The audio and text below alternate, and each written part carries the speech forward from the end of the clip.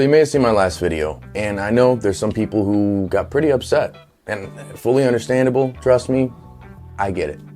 But I will claim ignorance in this case. I had no idea about this guy's personal life because usually I don't care about their personal lives when it comes to breeders or brands or anything like that. Now, of course, I do care about ethics and morals, but one individual? What's the big deal? Now, the big deal is when it's an individual who has so much influence and pull amongst the community and industry, or when the individual is making crazy profits off of other people's genetics even. Now, these are definitely situations that grind my gears, and I do feel like I need to use my platform to mention something, especially when I've endorsed some of these brands in the past ignorantly. So in this video, I'm gonna talk a little bit about Beleaf and Copycat genetics, just some things that I find pretty distasteful, and we should probably discuss it a little bit.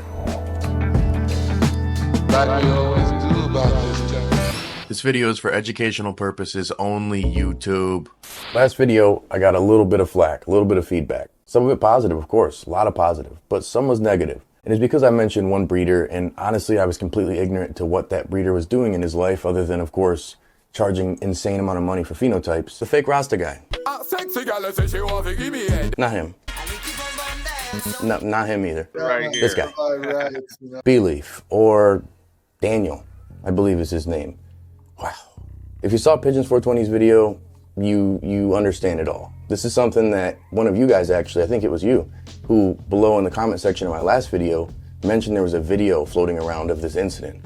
So I went over to the handy dandy Twitter, aka X, and I stumbled on this video, and man, whew, I get worked up even thinking about it. Like, legitimately, I get upset. I'll explain why in a little bit. But what I did find out was some personal stuff, and these things normally wouldn't matter. What you do in your life, I'm not all about cancel culture. I'm not into that kind of stuff. It really isn't my business, to be honest. But in a case like this, when someone has such influence in the community and in the market, and they physically harm somebody, I do have something more to say. And that's why I did remove the mention from my last video. This company's name is Beleaf, but the person in particular, I believe his name is Daniel Searcy, or Searcy, whatever the fuck his name is. But unfortunately, he is a person who cannot control his rage. And this is something that I just cannot stand by. Now you may be wondering why.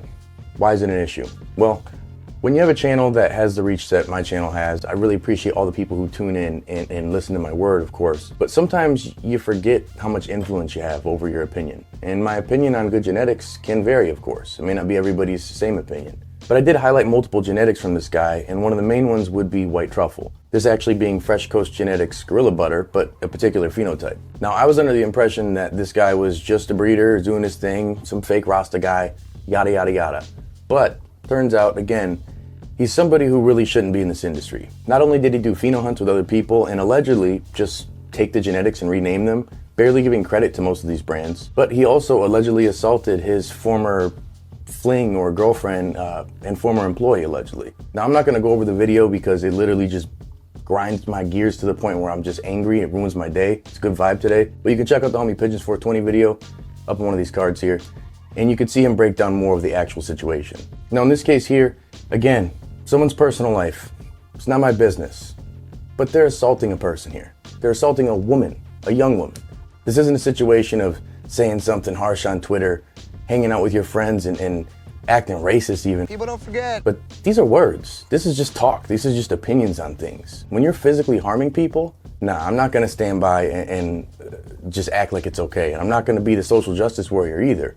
I'm just gonna say that CLtv does not endorse anything Beleaf at all. Beleaf, whatever you want to call it. Now, it doesn't matter if you're somebody who agrees or disagrees in the situation. The guy came out and apologized. He admitted that he did it. I said things and I spoke in a manner that was completely disrespectful and completely inappropriate. I never wanted to or want to ever speak to anybody in that fashion, and I sincerely apologize for that. I do want to also state that I'm sure many people or all the people watching this video have been in relationships and have had arguments that have gotten heated. That doesn't excuse my behavior, but I'm just hoping for a little support and understanding in regards to that. I'm sure that everybody watching this video has events in their life that if they were filmed and put on the internet would be quite embarrassing for them as well. I can tell you that this event occurred in the video almost a year ago, and I had apologized and have apologized many times to the young lady in this video as she has apologized to me. I can tell you furthermore that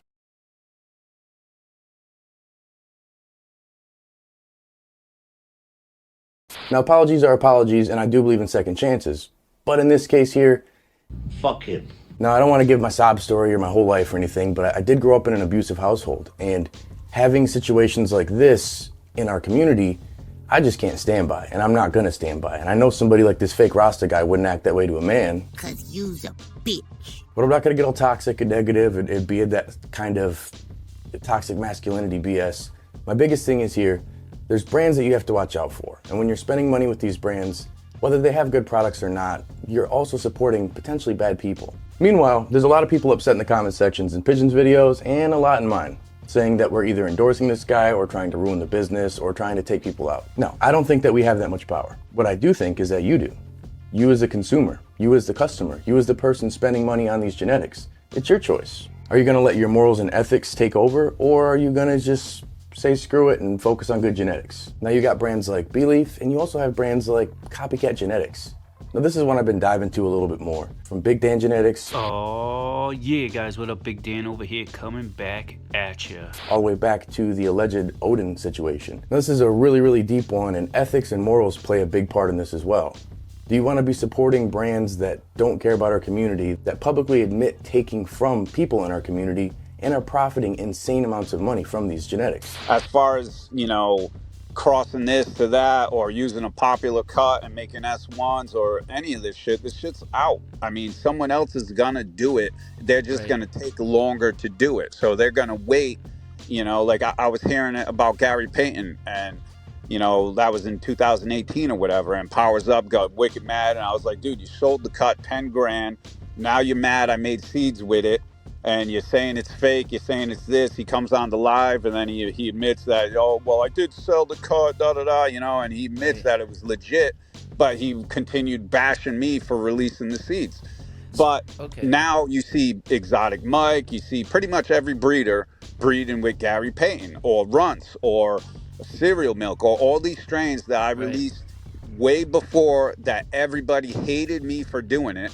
We're super mad, talking about boycott, copy, fucking this, that. But now everybody does it. It's okay because the strain's played out and old.